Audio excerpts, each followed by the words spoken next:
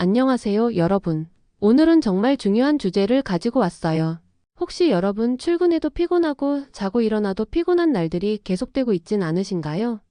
그냥 바빠서 그런가 보다 하고 넘기고 계신가요? 하지만 오늘 영상 끝까지 꼭 보셔야 합니다. 그 피로가 단순한 피로가 아니라 우리 몸이 보내는 심각한 경고일 수 있기 때문이에요. 사실 현대인 10명 중 7명은 항상 피곤하다고 느끼고 있다고 해요. 그런데 이 피로가 2주 이상 지속된다면 그건 더 이상 정상이 아닐 수 있어요. 자, 그럼 지금부터 함께 알아볼까요? 이 영상이 여러분의 피로를 풀어줄 열쇠가 될지도 모릅니다. 1부 만성피로 어디까지가 정상일까? 먼저 만성피로가 뭔지부터 짚고 넘어가야겠죠. 여러분, 피로란 게 그냥 하루 종일 일하고 나서 느끼는 피곤함과는 차원이 달라요. 만성피로는 아무리 쉬어도 풀리지 않는 지속적인 피로감을 말해요. 예를 들어 아침에 일어났을 때 개운하다. 가 아니라 아직도 피곤해. 이런 느낌이 계속된다면 그게 바로 만성피로의 신호일 수 있어요. 특히 이런 증상들이 2주 이상 지속된다면 더 이상 그냥 피곤한 거겠지 하고 넘길 문제가 아니에요. 왜냐하면 이건 우리 몸이 뭔가 잘못됐어 라고 외치는 신호일 수 있기 때문이에요. 자, 그럼 어떤 증상들이 있는지 함께 체크해 볼까요? 아침에 일어나도 개운하지 않고 여전히 피곤하다. 조금만 움직여도 숨이 차고 기운이 없다. 집중력이 떨어지고 기억력이 예전 같지 않다. 이유 없이 무기력하거나 우울한 기분이 든다. 이 중에서 하나라도 나한테 해당되는데? 하시는 분들 주목해 주세요. 이건 단순한 피로가 아니라 더 큰 건강 문제의 전조일 수 있어요. 예를 들면 친구랑 약속이 있는데도 너무 피곤해서 나가기 싫다 이런 생각이 자꾸 든다면 그건 평소와 다른 신호일 수 있거든요. 2부 피로의 정체는 뭘까? 그렇다면 이 피로의 정체는 대체 뭘까요? 사실 피로를 유발하는 원인은 정말 다양해요. 오늘은 그 중에서도 가장 흔한 몇 가지를 짚어보려고 합니다. 자, 하나씩 알아볼게요. 첫 번째, 간 기능 저하입니다. 간은 우리 몸의 해독 기관이에요. 피로물질을 처리하고 에너지를 만드는 데 중요한 역할을 하죠. 그런데 간이 제 기능을 못하면 피로물질이 쌓여서 피로감이 심해질 수 있어요. 혹시 최근에 술을 자주 마셨거나 기름진 음식을 많이 먹었다면 간이 힘들어하고 있을지도 모릅니다. 통계에 따르면 우리나라 성인의 약 20%가 간 기능 저하로 피로를 겪고 있다고 해요. 두 번째, 갑상선 기능 저하증입니다. 특히 여성분들에게 많이 나타나는 질환인데요. 갑상선 호르몬이 부족하면 신진대사가 느려져서 피로감이 심해질 수 있어요. 체중이 갑자기 늘거나 추위를 많이 타거나 생리주기가 불규칙해진다면 갑상선 문제를 의심해 볼 필요가 있습니다. 실제로 여성 10명 중 1명은 일생에 한 번쯤 갑상선 문제를 겪는다고 합니다.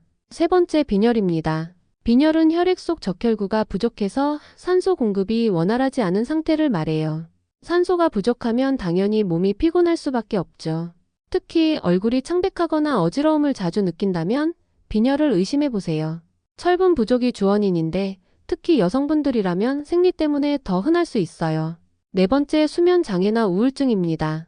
잠을 자도 피곤하다면 수면의 질이 떨어졌을 가능성이 있어요. 예를 들어 코골이나 수면 무호흡증 같은 문제가 있을 수도 있죠. 혹은 심리적인 문제, 그러니까 우울증 때문에 피로감이 심해질 수도 있습니다. 이건 피로의 원인일 뿐만 아니라 피로가 지속되면 더 악화될 수도 있는 악순환이에요. 이렇게 다양한 원인이 있을 수 있기 때문에 피로가 계속된다면 반드시 원인을 찾아야 합니다. 그냥 넘기다간 더 큰 문제가 될 수도 있거든요. 3부 피로 극복을 위한 3가지 전략. 자, 그럼 이 피로를 어떻게 극복할 수 있을까요? 오늘은 실천 가능한 3가지 전략을 알려드릴게요. 바로 시작해 볼까요? 첫 번째, 건강검진으로 원인을 찾는 것입니다. 피로의 원인을 정확히 알기 위해서는 병원에 가서 기본적인 혈액 검사를 받아보는 게 좋아요. 간 수치, 갑상선 호르몬, 빈혈 여부 등을 체크할 수 있거든요. 귀찮다고 미루지 마세요.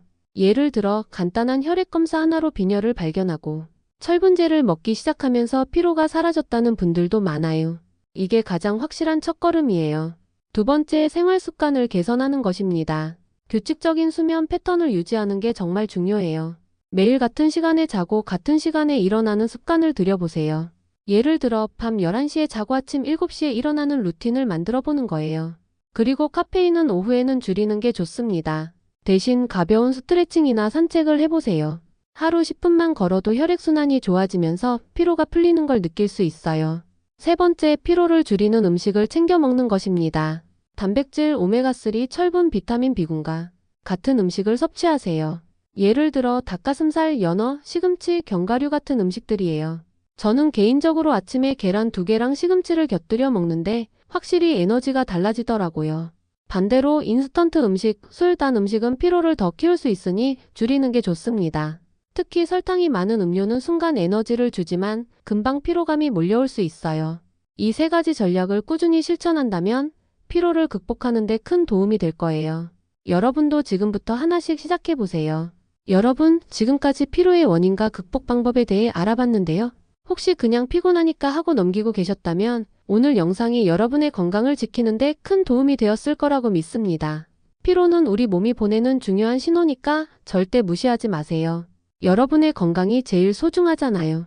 오늘 영상이 도움이 되셨다면 좋아요 버튼 꾹 눌러주시고 구독과 알림 설정도 잊지 말아주세요.